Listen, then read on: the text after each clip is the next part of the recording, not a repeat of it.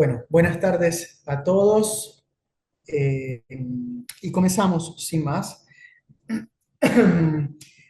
Hay realidades que tienen entre sí una particular conexión, cosas que se acompañan mutuamente y hasta conviven en una simbiosis tal que el pensamiento, el recuerdo, el anhelo de una cosa, de la una, no puede desligarse del de la otra.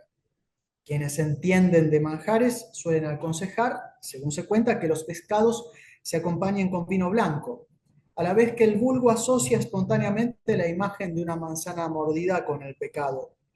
Quien piensa en Adán difícilmente podrá evitar pensar en Eva, y quien recuerde a Sancho recordará al Quijote.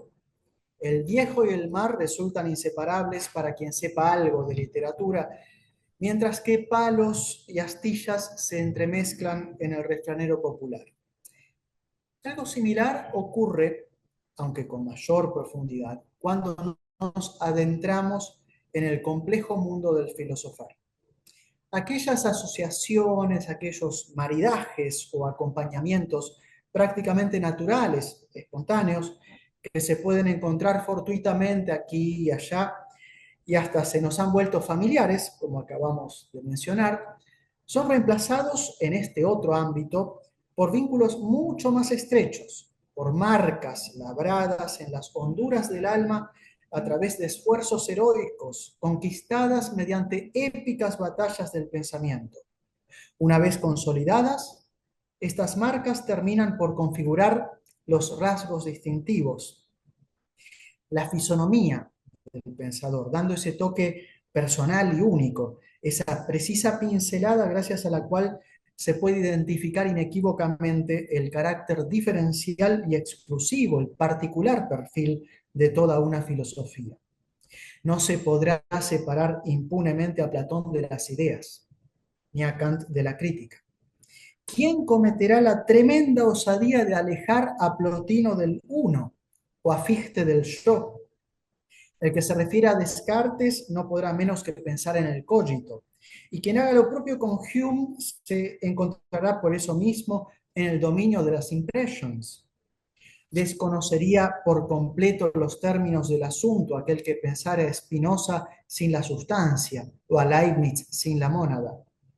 Nadie podrá separar a Gadamer del lenguaje, a Sartre de la náusea, a Heidegger de la historia, a Hegel de la dialéctica. Mucho menos todavía se puede separar a Santo Tomás del ser. Por supuesto, el suyo es el sendero menos transitado. Y allí está la diferencia.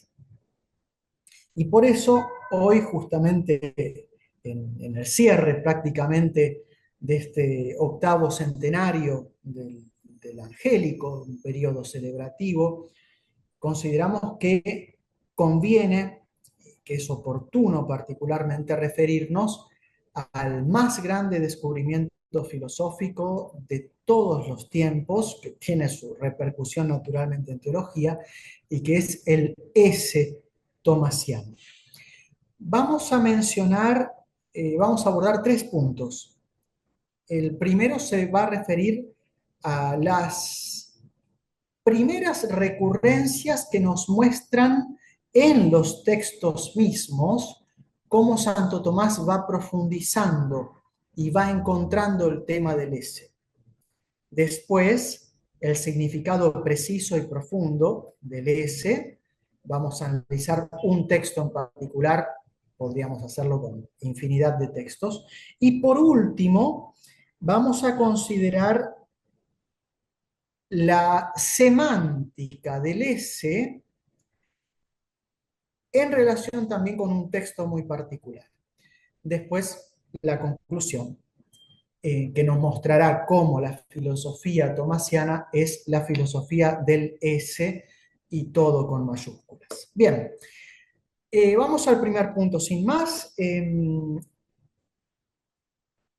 empezamos con una enorme desilusión, enorme, y que no suele ser notada. Se suele dejar al margen este aspecto, se suele pasar de largo. Se trata del primer texto del Angélico sobre temas de metafísica, dedicado de facto a temas metafísicos explícitamente. Y en este texto, Santo Tomás, para maravilla de quienes lo conozcan un poco más, que ya estén familiarizados con todos los progresos que se hicieron en los estudios tomasianos, el angélico expresa manifiestamente su preferencia por la esencia. Y es a la esencia que Santo Tomás reconduce los significados del ens, ente. Leo, todos conocen este texto. Como un error es pequeño, pequeño al inicio, es grande al final, según lo que dice el filósofo en el primer libro sobre el cielo y el mundo, y el ente y la esencia son las primeras cosas que se conciben por el intelecto, como dice Avicena al inicio de su metafísica. Por eso, para que no nos ocurra equivocarnos a causa de ignorarlos, para resolver esta dificultad, tenemos que decir qué es lo que significan los nombres de esencia y ente, y de qué manera se encuentren en las diversas cosas. Por último, de qué manera se refieran o se comparen con las intenciones lógicas, a saber, el género, la especie y la diferencia. Ahora bien, ¿cómo tenemos que proceder a partir de las cosas compuestas para llegar a la de las simples y de las posteriores a las primeras, como conviene a los que comienzan de a poco? Por eso, por eso, tenemos que proceder a partir del significado del ente al significado de la esencia. Comienzo totalmente desalentador. Y el texto prosigue con una presentación netamente árabe del aristotelismo. Árabe porque predomina la influencia aviceniana, pero no solo. Y cita a Santo Tomás. Por lo tanto, debe saberse que, como dice Aristóteles, el filósofo, en el quinto libro de la Metafísica, el ente per se dice de dos maneras. De una primera manera, según que se divide en los 10 géneros. De la otra manera, en cuanto que significa la verdad de las proposiciones. La diferencia de ambos consiste en el hecho de que en el segundo sentido, ente puede llamarse todo aquello de lo cual se puede hacer una proposición afirmativa, incluso si ello no pone nada en la realidad. Por ejemplo, si yo digo, el pecado o el mal es algo desagradable. Estoy hablando de una negación, una noción de razón. Por el modo por el cual también las privaciones y las negaciones se dicen ente. Pero en el primer sentido no puede decirse ente, sino aquello que pone algo en la realidad. Por lo que en el primer sentido, la ceguera y cosas como ella no son entes. Por lo tanto, el nombre de esencia no se toma del ente en el segundo sentido, sino que el nombre de esencia se toma del ente en el primer sentido. El ente en el primer sentido, dicho en el primer sentido, significa la esencia de la cosa. Y en el texto presenta una citación deformada de Aristóteles porque falta la manera fundamental de la división del ente, que es según el acto y la potencia, ninguna alusión de Santo Tomás a ello en este texto, lo cual es sintomático de la flexión aviceniana y averroísta que caracteriza este primer periodo de su producción intelectual. Es verdad que en el De Ente et Essentia, que acabo de citar, es el primer opúsculo, más adelante Santo Tomás se detiene a demostrar que en todo lo que no es Dios hay una mezcla de potencia y por lo tanto hay una composición entre la esencia y el ese, pero el ese aparece solamente en función de mostrar cómo la esencia está realizada de manera distinta en Dios y en lo que tiene además el ese. Sí hay en el texto aquí y allá alguna que otra expresión que va mostrando el genio del angélico que se está incubando, pero, y se muestra una erudición incipiente pero bien direccionada. Sin embargo, todo el acento está puesto del lado de la esencia. Y esto es de una evidencia clamorosa. Hay un progreso en su comentario a las sentencias. Y el tema aparece recién en el primer libro, la distinción 8, justo cuando se plantea el tema del nombre más propio de Dios. Está el tema del ese, el ser, como nombre de Dios. Y ahí Santo Tomás da varias razones que son muy ilustrativas. Son temas que vuelven muchas veces a lo largo de las obras de Santo Tomás. Aquí estamos al inicio. ¿Por qué conviene que Dios se llame el que es? Lo cual quiere decir que es el ser. ¿Por qué? Primero, la primera razón se toma de las palabras de Jerónimo, San Jerónimo, según la perfección del ese ser divino. En efecto, es perfecto aquello que no tiene nada fuera de sí mismo. Ahora bien, nuestro ese tiene algo fuera de él. ¿Por qué?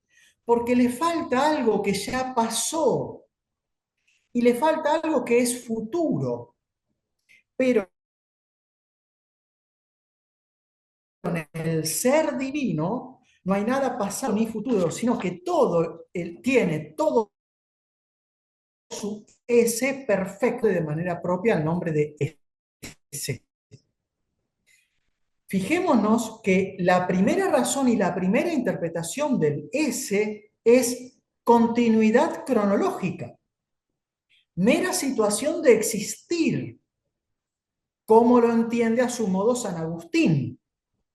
La segunda razón se toma de las palabras del Damasceno, quien dice que el que es significa el ser de manera indeterminada y no qué es. No significa una esencia definida, precisa. Y entonces, como nosotros en el estado de vidadores solamente conocemos de él que existe y no qué es, a no ser por negación, y no podemos designarlo sino en la medida en que lo conocemos, pues bien, por eso, de manera máximamente propia, le corresponde el nombre ser.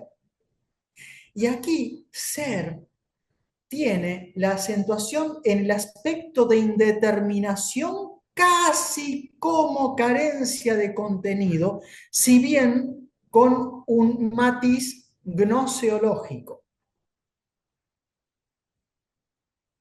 Recién, fíjense la jerarquía de las nociones, recién la tercera noción es la de Dionisio, las dos primeras son de dos santos. La tercera es de Dionisio, quien dice que entre todas las otras participaciones de la bondad divina, está la bondad como primera, entre todas las demás participaciones de la bondad divina, que sigue siendo la referencia, como el vivir, el entender y otras, la primera, y como principio de las demás, como preconteniendo todas las demás, de cierta manera unidas en sí mismo, es el ser. Y en este sentido, Dios también es el principio divino en el cual todo está contenido como en su unidad. Hay un cierto atisbo de lo que después va a ser la noción precisa, explícita del ese, pero todavía impreciso y confuso, muy relacionada como tensionada por el uno, el unum y el bonum neoplatónicos. Cuarta razón, se puede tomar de las palabras de Avicena, que dice que como en todo lo que es debe considerarse su cuidad, por la cual subsiste en una naturaleza determinada, y su ese, por el cual se dice que es en acto, fíjense lo que dice el texto, en toda cosa hay que considerar la cuidad por la cual subsiste en una naturaleza determinada. Esto el último Santo Tomás no lo firmaría de ninguna manera. Y además su ese, su ser, por el cual se dice que es en acto,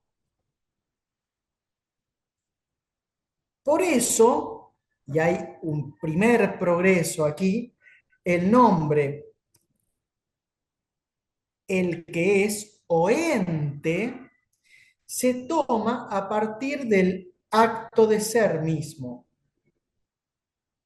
mientras que el nombre de res se toma de la cuidad. Y como en Dios su ser es su esencia, por eso el nombre que se toma del ese lo designa propiamente y es su nombre propio, así como el nombre propio del hombre se toma de su cuidad. Aquí tenemos un primer, unido al otro, atisbo de cierta emergencia, cierto primado del ese que empieza a dar el nombre, que está más en la línea propia del ente. Antes esto no estaba así. Antes el nombre de ente remitía a la esencia. Aquí hay un pequeño, si bien sutil, progreso. Hay otro texto más, dos textos más, en los cuales Santo Tomás menciona esta noción de ese. Hay un texto, todavía estamos en el libro primero de las sentencias, distinción octava, un poco más adelante, cuestión 2, ahí menciona que la eternidad se dice como significa el ente fuera de todo término. Y el ese, fíjense que ahora el ese se relaciona más con el ente, se entiende terminado en tres sentidos. Según la duración completa, de vuelta el primado de esta comprensión más tendiente a lo cronológico, según la terminación parcial, segundo sentido, o bien en razón del supósito en el que el ese es recibido. Tenemos ya casi como el supósito constituido y el ese recibido en el supósito. Fíjense que aquí aparece la noción del ese como recibido, como un acto naturalmente, pero todavía con demasiado cariz extrinsecista, no como constitutivo del supósito. Y es el tercer sentido. Y lo interesante es que aquí se dice que el S recibido tiene una terminación por parte del recipiente. Y por eso el S recibido no es un S absoluto, separado, sino terminado por el recipiente. Y por eso se distingue el S eterno del S de las cosas creadas que tienen el S participado, y aclara, de las cosas inmóviles creadas que tienen el S participado, como son las criaturas espirituales. En el ad quintum vuelve una vez más la imperfección del S, que se considera doblemente en cuanto a la duración o en cuanto al modo de tenerlo. Nuevamente, el S creado, recibido es imperfecto en cuanto al modo de tenerlo. Pero fíjense, noten esta relación con la temporalidad, que todavía es predominante. Como ustedes saben, en la Suma de Teología, cuando defina la eternidad, Santo Tomás va a poner mucho el acento en el aspecto de la vida y de la duración, que son aspectos secundarios con respecto al ese. Él lo dice claramente. Y en este mismo texto que acabo de citar, dice ya una afirmación interesante que toma distancia de la primera afirmación del de entes de esencia, donde había que entender el ente por referencia a la esencia. Aquí dice, el ente no dice la cuididad, sino solo el acto de ser. El progreso clave empieza a delinearse a partir de la distinción 19. Cuestión 5, artículo 1 ad primum. Ahí tenemos nuevamente casi la misma temática, es el mismo texto de Aristóteles que sirve como base e inspiración, pero Santo Tomás lo va elaborando de manera distinta, con distintas acentuaciones. El S se dice de dos maneras. Ya no es el ente que se dice de dos maneras y por referencia a la esencia. Ahora dice, el S se dice de dos maneras. Semánticamente aparece el S para leer el texto de Aristóteles, que sigue refiriéndose al ente, y se intercambian ente y S. Eso no plantea problemas por ahora. De un modo, en cuanto que el ente significa la esencia de las cosas, que se divide por los 10 predicamentos, casi paralelo a lo que vimos en el de ente. De otro modo, en cuanto que el S significa la composición que el alma hace. Y en este sentido, el filósofo dice, y en este sentido, perdón, y a este sentido del ente, el filósofo lo llama verdad, verdadero. Fíjense que es casi lo mismo que el otro texto, pero las dos veces semánticamente aparece primero el S.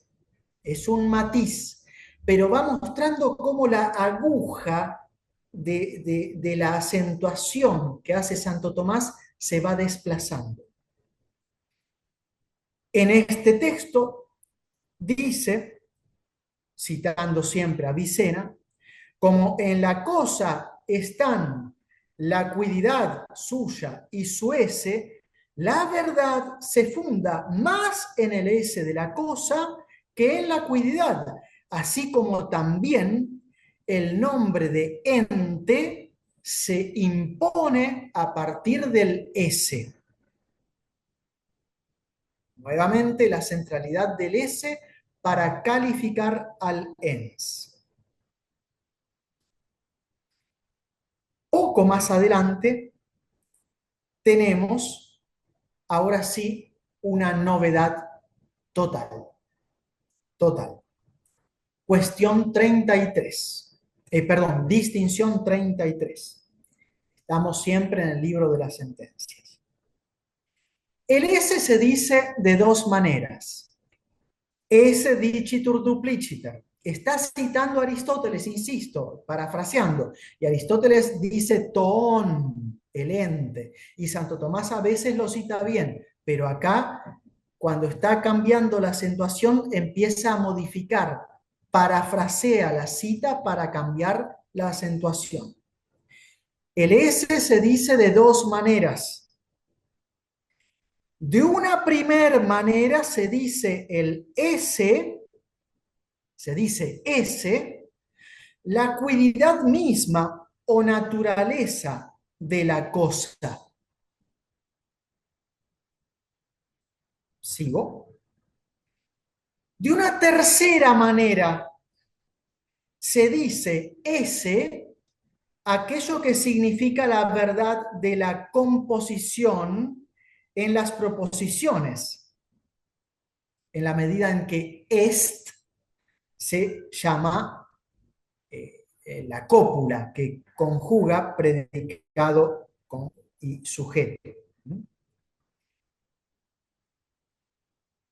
Y en este sentido, el S, el est, está en el intelecto que compone y divide en cuanto a su complemento, su acabamiento, pero se funda en el S de la cosa,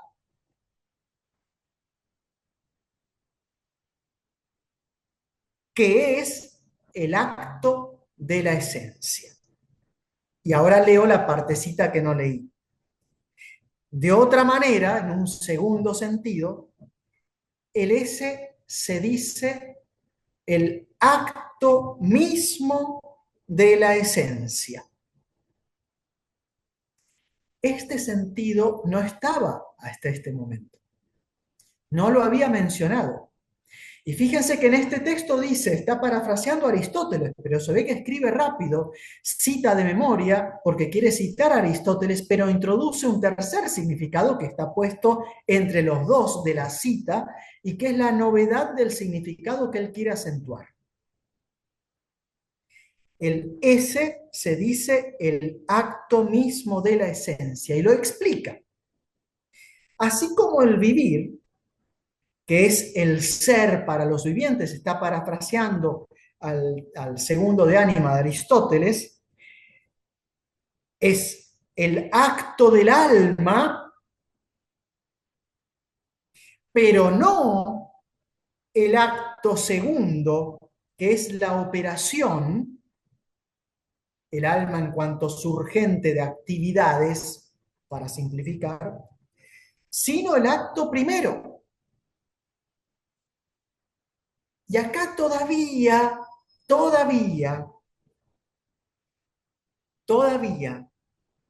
queda lugar para cierta ambigüedad, pero claramente pone el acento en que el S es un acto primero y que es el acto de la esencia. Aparece por primera vez la identificación precisa del S ut actus y acentuándolo ut actus, que rompe la división ya conocida entre los dos sentidos. Y esta noción de S no debe identificarse con el contenido específico de la esencia. Eso ya se dijo en la primera división. El S significa la esencia o naturaleza de la cosa, que se expresa en la definición, el contenido esencial. No. Entonces, no es, entre comillas, y ya está en la cabeza de Santo Tomás, la presunta actualidad formal de la esencia. No. Es el acto de la esencia, es decir, no es la actualidad esencial, sino un acto que la esencia posee recibiéndolo. Y este acto, al ser poseído por la esencia, pone en acto la capacidad de la esencia a todos los efectos. Más adelante en el tiempo, fíjense, ya estoy casi en media hora y todavía no, perdón, hablé demasiado, voy a tener que ir muy rápido ahora, perdónenme. Pero son sutilezas y hoy valía la pena mencionarlas porque es un día muy especial y porque es el tema que considero personalmente el más importante en absoluto en Santo Tomás, claramente. Hay un progreso ya marcadísimo, ya estamos en la suma de teología, pero para que vean la distancia enorme que hay con respecto al comienzo del de ente. Vuelve el dupliciter de Aristóteles, pero ahora es Santo Tomás el que habla. Y aparece su sentido en primer lugar.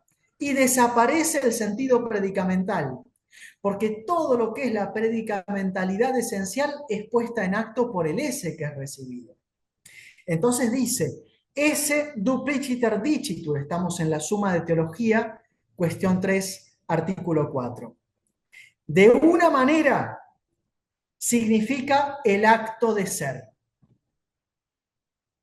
De otra manera, significa la composición de la proposición que el alma encuentra juntando, añadiendo el predicado al sujeto. Ya está implicado que el fundamento es el actus essendi de la cosa.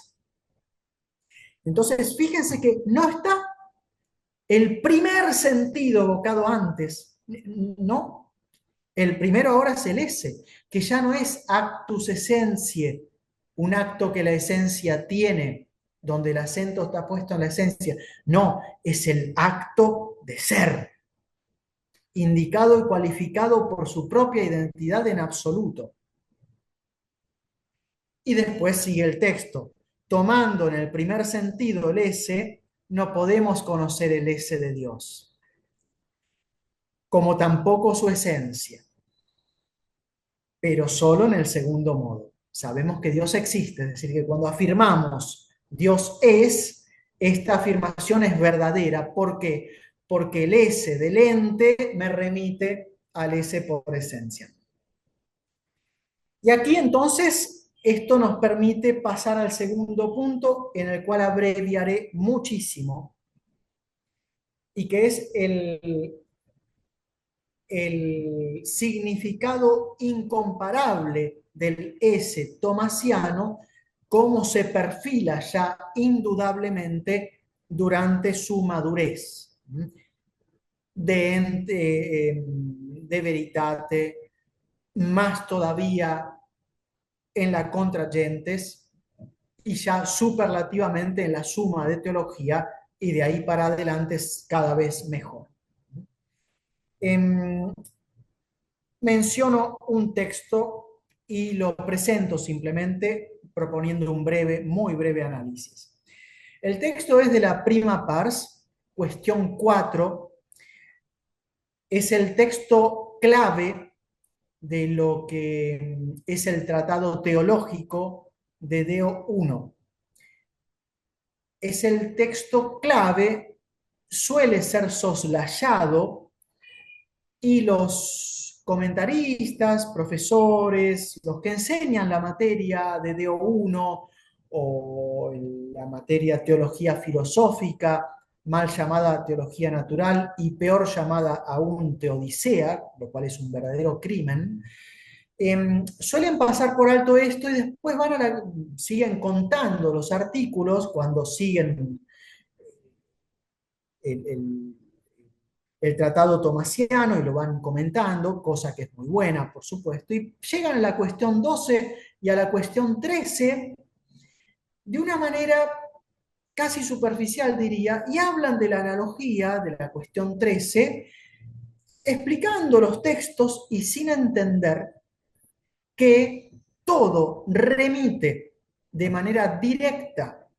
necesaria, insuprimible a la cuestión 4, artículo 2, artículo 3, donde la remisión es explícita, porque el fundamento de la analogía es la participación, y porque lo que vamos a mencionar da todo el fundamento tomasiano para lo que dice sobre la analogía en la cuestión 13, y sin lo cual la cuestión 13 es comprensible gramaticalmente, pero ininteligible teoréticamente. Se incurre en una cantidad enorme de equívocos, de mezcla entre aspectos de la fe y aspectos de la razón, y se le cree a la argumentación tomasiana proporcionada ahí, porque así como está, así sola, no es concluyente. Solo es concluyente si se toman las premisas ya puestas en la cuestión 4, artículo 2. Y especialmente el segundo argumento. El texto es importantísimo y brillante. Santo Tomás se plantea, después de haber dejado por sentado que Dios es perfecto, si en Dios se encuentran las perfecciones de todas las cosas. Tiene que responder que sí. ¿Por qué? Porque si hay alguna perfección de alguna cosa que no está en Dios, esa perfección le falta a Dios. Después habrá que ver cómo están en Dios, es otro tema. Pero si alguna no está en Dios, entonces hay alguna cosa que tiene una perfección, un aspecto positivo. Respirar, por ejemplo, ahora estoy respirando, y eso de algún modo tiene que estar en Dios. Porque si está en una criatura y no está en Dios, a Dios le falta una perfección. Y entonces Dios no es perfecto. Y lo estamos en todo caso concibiendo de manera mitológica. Bien, Santo Tomás ya demostró que Dios es el ser mismo subsistente, por eso hace referencia a ello. No se detiene ahora a demostrarlo, eso es la cuarta vía. Bien, entonces el punto de partida de la demostración es este. Dios es el ser mismo subsistente. ¿De dónde ex quo es necesario que contenga en sí mismo toda la perfección del ser, del ese? En efecto, es manifiesto que si algo cálido no tiene toda la perfección del calor, esto ocurre porque el calor no se participa según la perfecta razón del calor. Pero si el calor fuese subsistente por sí, no le podría faltar nada del poder, de la virtus, la fuerza del calor.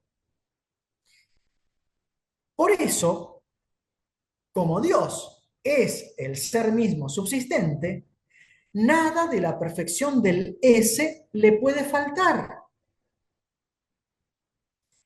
Ahora bien, las perfecciones de todas las cosas pertenecen a la perfección del ese.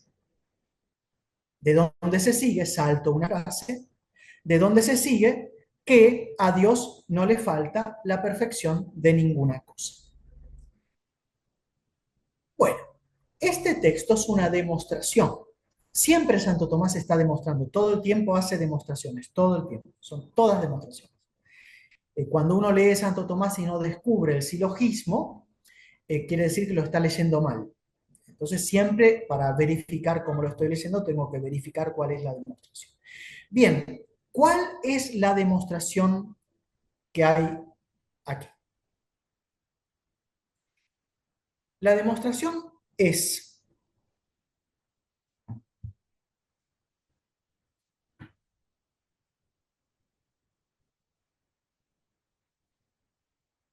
que en Dios están las perfecciones de todas las cosas, esa es la conclusión, porque Dios es el esse subsistens.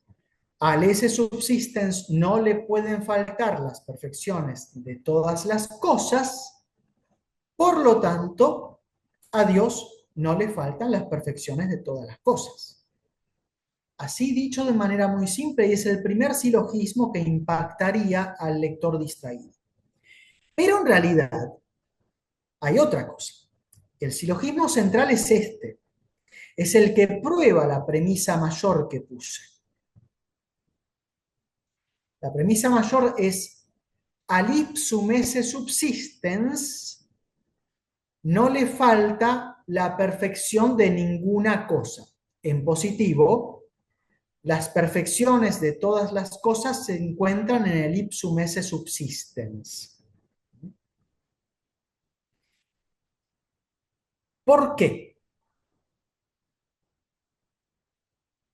Porque el esse subsistens posee toda la perfección del esse.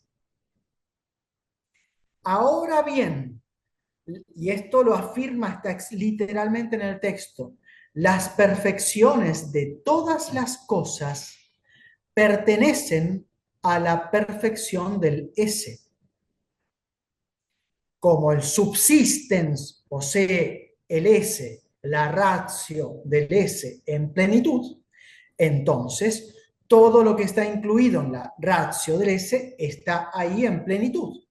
Y como en la ratio del esse están incluidas por pertenencia intrínseca las perfecciones de todas las cosas, en el ipsum esse subsistens están las perfecciones de todas las cosas. Ahora bien, Dios es el ipsum esse per se subsistens. Por lo tanto, en Dios están las perfecciones de todas las cosas. Bien, este texto es demostrativo. ¿Cómo lo lee la escuela tomista clásica? La escuela tomista clásica entiende al esse como un acto que hace existir. Y hace existir la perfección formal y los distintos grados de perfección formal, la actualidad formal proporcionada por la esencia, la cual ante el esse reclama cierta originariedad en el orden de la actualidad, que sería su actualidad formal, específica, genérica. El esse sobreviene y hace existir esto. Desde este cuadro, la demostración tomasiana no demuestra. ¿Por qué? Porque la premisa menor, las perfecciones de todas las cosas pertenecen a la perfección llamada existencia, no se entiende. No le pertenecen. En este cuadro que acabamos de mencionar, están anexas. Cuando una cosa tiene sus perfecciones y existe, la existencia de la cosa hace existir las otras perfecciones que están en la cosa. Y así en la cosa hay muchas perfecciones, las perfecciones formales y la perfección que se llama existencia. Y habría que decir entonces, Santo Tomás tendría que haber escrito que la perfección del ser está junto a las perfecciones de todas las cosas. Y el texto no permitiría concluir que en Dios están las perfecciones de todas las cosas. En todo caso, por otras razones, pero no por la dada en el texto. En cambio, el texto dice que las perfecciones que están en todas las cosas, y entonces todas las perfecciones, todos los grados de perfección de una cosa, le pertenecen a esa perfección que se llama esse que la cosa posee. De tal manera que todos los grados formales de la cosa no le pertenecen a la esencia, le pertenecen al esse, el cual es la surgente interna de toda la densidad de perfección de la cosa. Y entonces, como la perfección, todas las perfecciones del gato Félix pertenecen al esse de Félix y todas las perfecciones del caballo Felipe pertenecen al esse del caballo Felipe, y así podemos seguir mencionando todas las cosas, y todas las perfecciones de todas las cosas pertenecen al esse. Entonces, como Dios es el esse per se subsistens, todos los grados formales y todos los niveles de perfección en cualquier sentido se encuentran en plenitud en la totalidad absoluta, simple y única del ipsum esse per se subsistens. Y por eso el texto demuestra. Y Santo Tomás demuestra la premisa menor diciendo una frase que no leí a propósito, pero en la cual Santo Tomás quita todo equívoco. Ahora bien, las perfecciones de todas las cosas pertenecen a la perfección del esse, a la perfección llamada esse. En efecto, las cosas son perfectas en la medida en que tienen en cierto modo el esse. Es decir, es la manera de poseer el esse lo que permite identificar la perfección de la cosa. Es decir, la medida de perfección de una cosa es la medida del esse. Por eso este texto es inequívoco y es el texto central que nos permitirá ir a la conclusión. Menciono, y voy al tercer punto, que por esto Santo Tomás no define, porque el esse no se puede definir, ya que no está encerrado en un género y una diferencia, pero sí proporciona una determinación nocional del esse, diciendo que es la actualidad de todos los actos. No el hecho de existir de todos los actos, sino que en cualquier acto, todo lo que el acto tiene de actualidad, eso es esse. La actualidad de todos los actos. No es un superlativo como el cantar de los cantares, el acto de todos los actos. Por eso dice la actualidad. La dimensión interna actual de todo acto, eso es el esse. Y entonces es la perfección de todas las perfecciones. Todo lo que hay de perfección en cualquier perfección es el esse, desplegado hasta cierto nivel. Y por eso el tercer punto sobre la semántica del esse. Fíjense que, lo menciono, no desarrollo, al inicio el esse ni aparece. El ente se lee a la luz de la esencia, que es el principio originario al cual remite el ente como compuesto. Después tenemos los dos sentidos del ente, el predicamental y el de ser fundamento de la cópula. Después tenemos un tercer sentido del esse, donde el esse aparece como actus essentiae. Pero después se habla del esse como actus essendi. Ya es el acto de ser, y por eso el acento después siempre se pone sobre el ser mismo, el ipsum esse, el acto de ser, que es la semántica propia de Santo Tomás. Y por eso, en el último texto que quiero mencionar, Santo Tomás se refiere al esse como una plenitud de perfección que es contraída. Y es del De Spiritualibus Creaturis, artículo 1. Lo leo rápidamente y paso a la conclusión. El primer ente, que es Dios, es acto infinito al tener en sí toda la plenitud del ser, no contraída a naturaleza alguna, genérica o específica. Por eso es necesario que su ser mismo, ipsum esse ipsius, no sea un esse como añadido a alguna naturaleza que no sea su ser, porque en tal caso se limitaría a aquella naturaleza.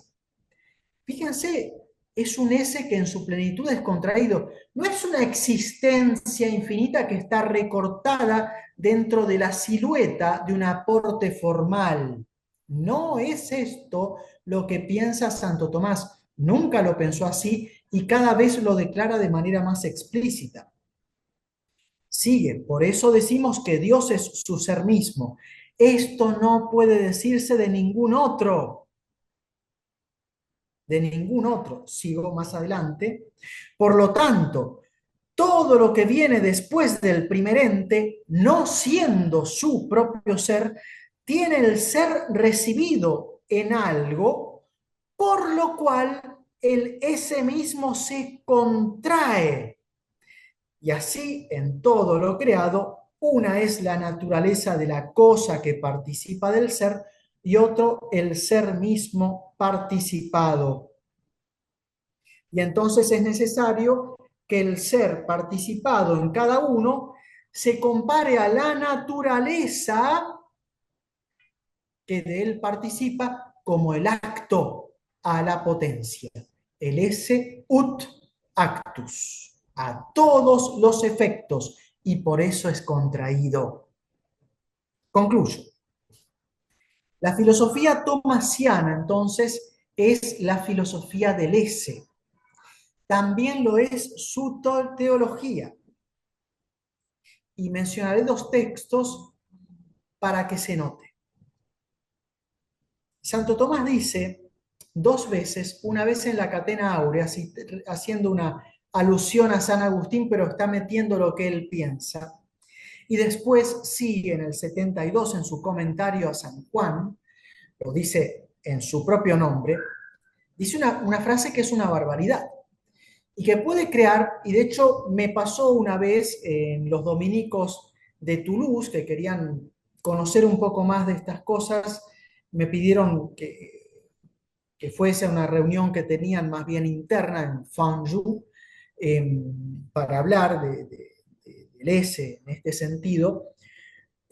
Claro, da un poco el temor, la sensación, y la frase tomasiana da pie para el justificado temor, el aparentemente, perdón, justificado temor de caer en un sistema casi hegeliano, casi como que todo cierra.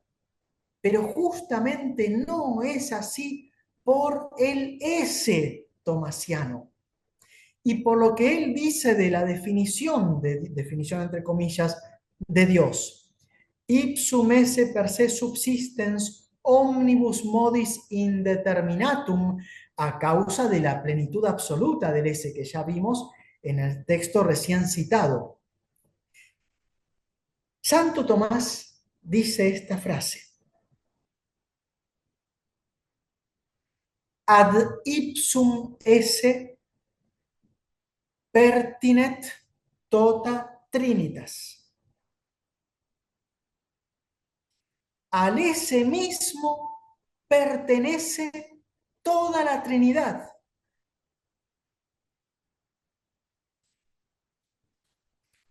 Ya lo había anticipado en la Suma de Teología, cuestión 27, Tratado de la Trinidad.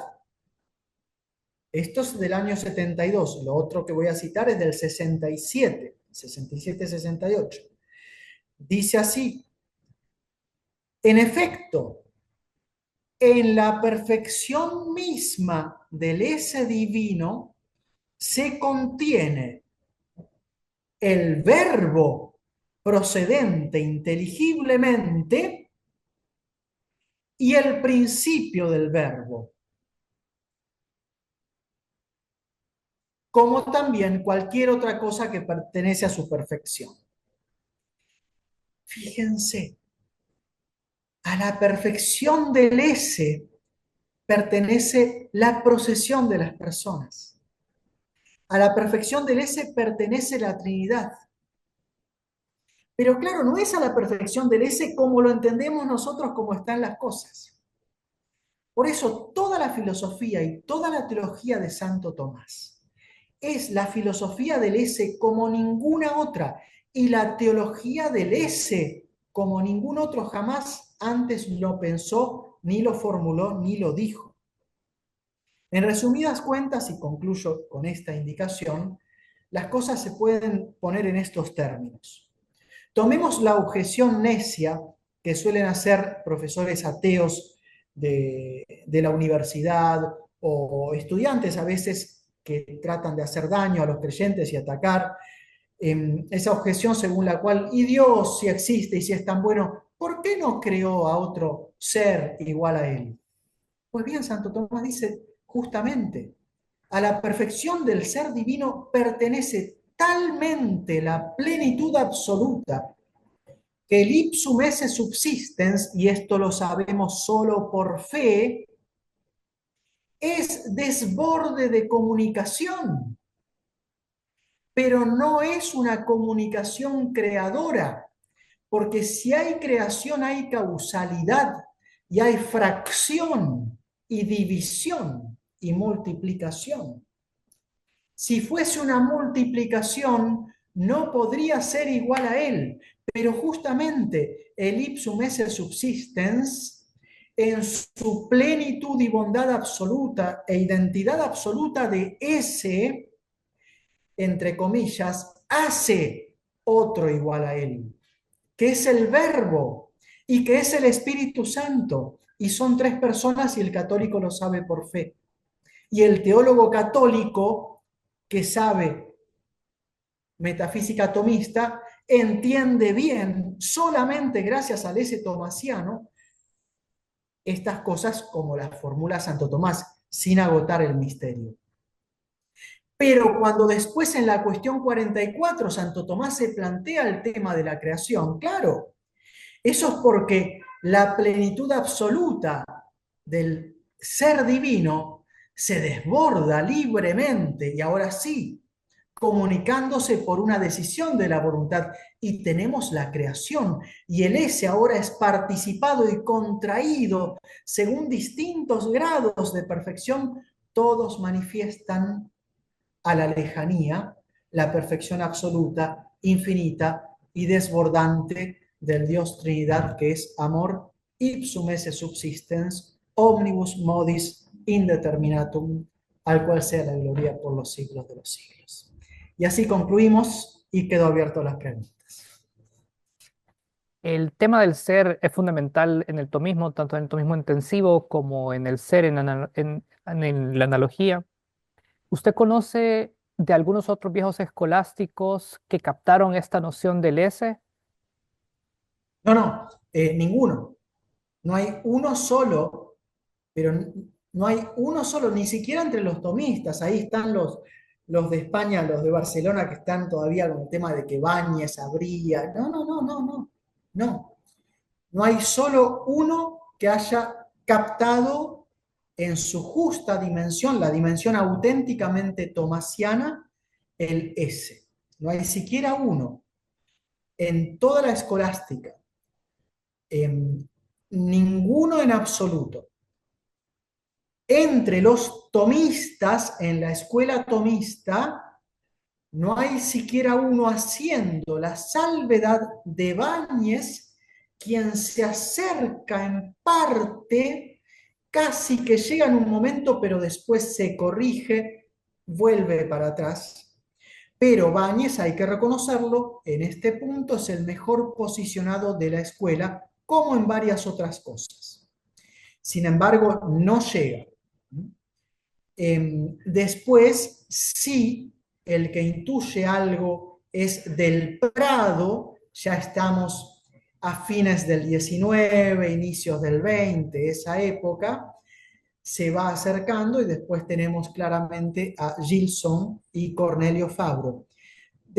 Antes no hubo nadie, lamentablemente. Es que esto se dice fácil, suena fácil. Si uno va siguiendo y va leyendo los textos, parece evidente, pero os aseguro que no lo es, que es muy difícil entenderlo.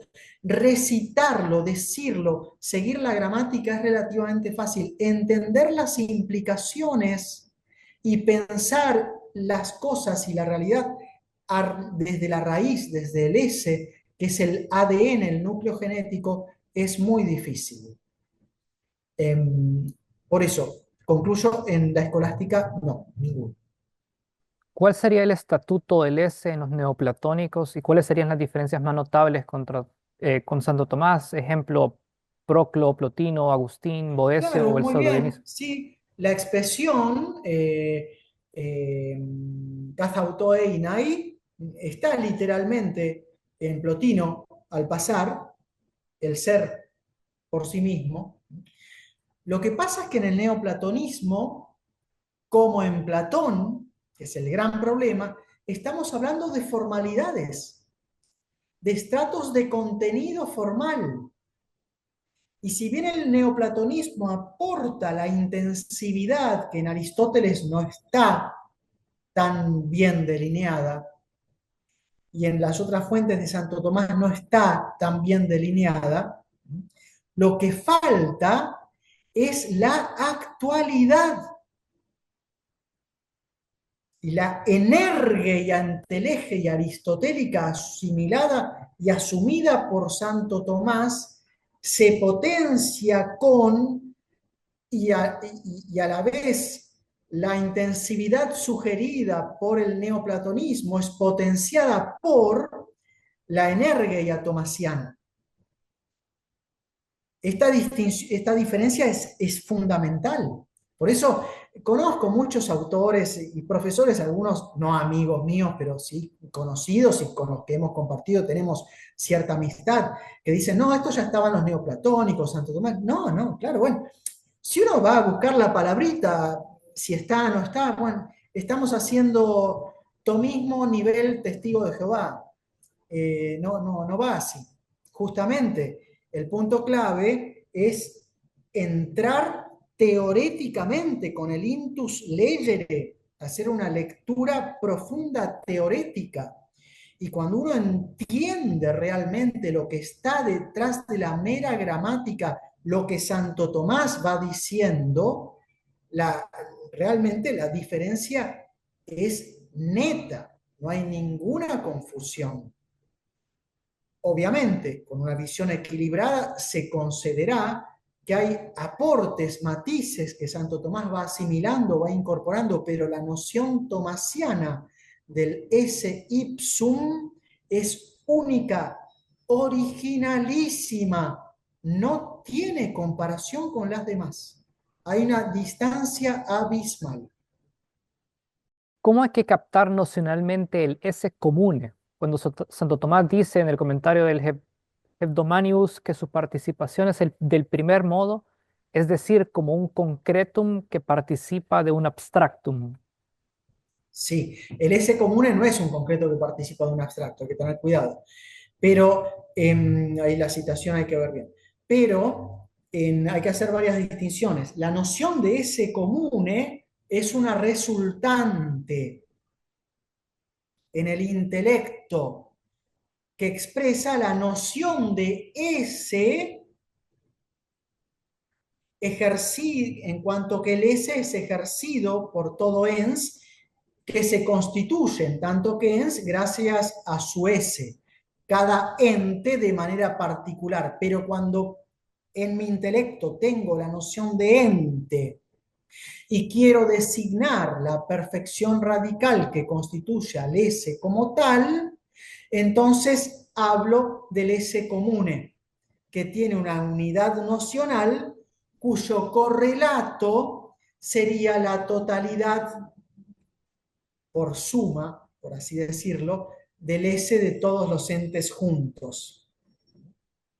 Pero no es el abstracto nocional del ipsum S per se subsistens. El S común sigue siendo la noción, entre comillas, generalizada del S participado. No es una noción genérica en la cual tendría dos especies, el S participado y el S por esencia. Nada que ver.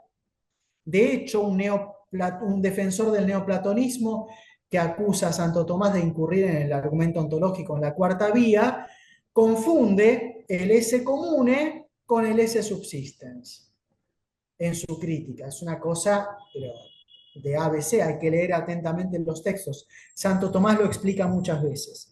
También el trascendentalismo tomista de Lotz, por ejemplo, que es la versión kantiana y falseada del tomismo, Lotz, Rahner, Marechal, confunde la captación del ens en su concreción con la anticipación general vacía del esse comune. Esto está mal. ¿De qué forma la operación como acto segundo se relaciona con el S? Y si hay algún tipo de cambio en la relación creatural en función de la participación con el S. Le hago la pregunta porque, por ejemplo, para nosotros en el lenguaje coloquial, una vez un gato existe, el gato al obrar no existiría más. Pero en el caso de la operación, ¿cómo se relacionaría el S como perfección segunda? Muy buena pregunta, muy buena pregunta, muy buena. Pero quisiera que repitas, por favor, eso que dijiste del ejemplo del gato, porque no entendí algo. Por ejemplo, en lenguaje coloquial, cuando un gato corre, camina o ejecuta una operación, yo no diría que el gato existe más. O sea, el gato no se percibe. Ahora entendí. Haciendo la contraposición. Entendí, el gato no existe más. Ah, En el sentido de, no, entendí. No le aumenta ujú, el ujú. es. Claro, porque yo no mencioné, me limité en mi exposición a hablar exclusivamente de Santo Tomás y siguiendo los textos. No me permití hacer consideraciones más mías ni mezclarme con Fabro e indicar el S como acto intensivo, emergente, que es lo mismo que acabamos de ver, pero explicado con términos que son muy ilustrativos para nuestra época. Estamos hablando de lo mismo. Entonces, pero está muy buena la pregunta, porque aparte me permite añadir, yo abrevié la conclusión, que en la teología todo esto es decisivo, porque todas las perfecciones pertenecen al ese, la Trinidad misma, al ese per essentiam, la Trinidad misma es el ipsum esse subsistens. Fíjense que entonces la gracia, que es participación de la naturaleza divina, no puede ser, como siempre se la pensó, una mini criatura intermedia hecha entre Dios y toda criatura espiritual que Dios pondría en el alma o en la esencia del hombre o en la esencia del ángel y que lo haría más parecido a Dios. No, porque la naturaleza divina se lece y la gracia es participación de la naturaleza divina, entonces tiene que estar del lado del ese. Y lo que hace la gracia, la elevación y la acción divina por la cual eleva al hombre de manera estable, es producir una nueva determinación en la sustancia espiritual existente por la cual el ese creatum ya creado y que constituye a esa persona no existe más, no es más, no es senta más, limitado por los límites de esa naturaleza que lo participa, sino que imaginariamente, lo digo, desborda y adquiere una nueva manera de plenitud, que no es la plenitud que estaba prevista por esa esencia finita, ese hominis, sino que ahora es ese filii Dei, creado. Pero además, esto también se traduce en una operación propia, que son las virtudes teologales, especialísimamente la caridad, que hace amar como Dios ama y ser amor, entonces ese inacto amoris como Dios lo es, y también después la vicio beatífica con el amor beatífico. Y entonces, ¿qué pasa? Fíjese cómo toda la teología se transforma, los misterios de la fe, los sacramentos, su acción, y entonces la operación misma, virtuosa, sobrenatural y natural. ¿Por qué? Porque como decíamos, en la plenitud del esse subsistens no hay dos actualidades. lo que llamamos acto primero y acto segundo es en el ipsum esse subsistens el mismo ipsum esse subsistens. Por eso cuando es participado, esa riqueza también se desdobla. Se desdobla de tal manera que el S, haciendo subsistir un grado formal, no queda totalmente absorbido e identificado con un mero grado formal, como si pegásemos en una pared un pedazo de papel cuadrado y ya queda pegado. El S sigue siendo acto. Y entonces la actualidad del S no queda chupada y absorbida por un mero contenido. El aspecto del S como acto no se limita al solo aspecto enteléquico, formal, sino que desborda en energía.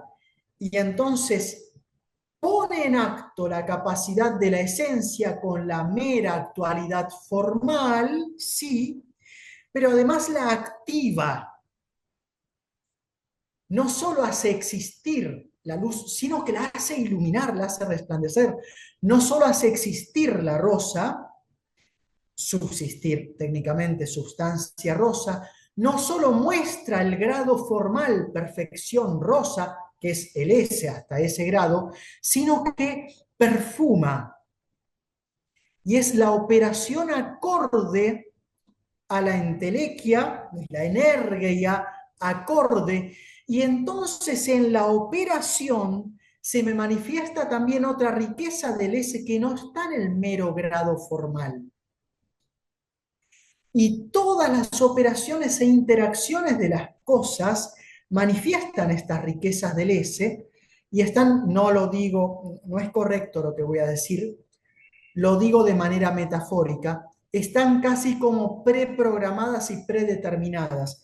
Toda la indeterminación cuántica también está en este nivel, no hay problema. Pero todo eso expresa la energía del S. Lo único que es una excepción total, total, y que hace vivir, ser el ser de una manera particular y novedosa como imagen de Dios, es la libertad. Entonces, en el ejercicio del acto libre, el S emerge de una manera originaria y novedosa. Por eso en el ejercicio de la libertad tocamos el S de una manera distinta. Y así concluye.